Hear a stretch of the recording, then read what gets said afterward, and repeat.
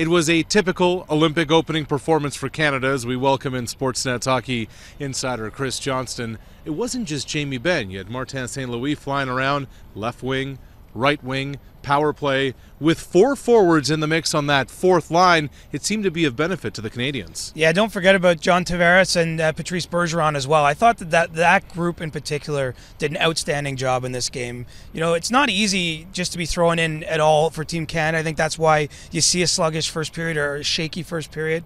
But to have then four guys that are constantly changing where they're going, and in the odd case, Bergeron played on the wing, and then at center when Tavares was sitting out, you know, that's not an easy thing to do. And when the stakes are this high, I think for them to come together the way they did was really impressive. And I think these guys are motivated by the fact that they're competing for ice time. They're trying to stay in the lineup. They don't want to sit in the game tomorrow night.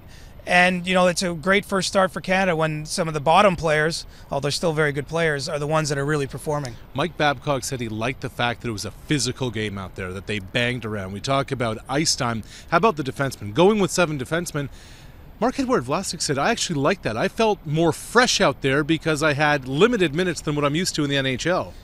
This is the key, I think, is that it forces these guys to think a little bit more rash. I mean, when you don't know who you're playing with, when it doesn't just become automatic and you roll one line, the next line, it's the same every time. You know, I think that sometimes players get lulled in. There wasn't that at all. You know, you looked at the bench tonight. There's often the Canadian guys were standing. Everyone has to be alert and aware because things are switching up, and it does keep them fresh. And that was a game played, you know, despite the fact that it's Norway and they don't feature a lot of NHLers, that game was played at a high speed on a big surface of ice, and I do think that as a result, you know, having guys play fewer minutes than they're used to in the NHL, that's a benefit because it's more of a complete effort from start to finish.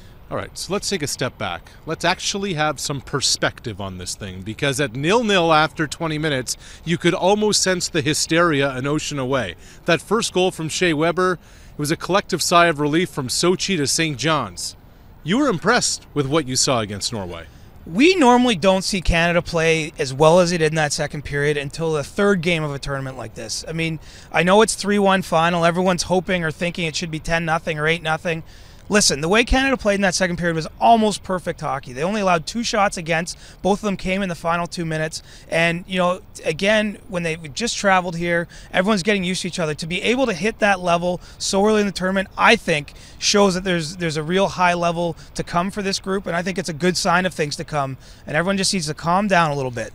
There's still 5 or 6 games, depending on what happens, and I think this team is going to be a lot better, you know, in those games than they were even here tonight. You can all exhale all the way back home. Canada-Austria coming up on Friday. Roberto Luongo gets the start. Carey Price actually gets the night off. Mike Smith will be his backup. For Chris Johnston, Arash Madani, Sportsnet, Sochi.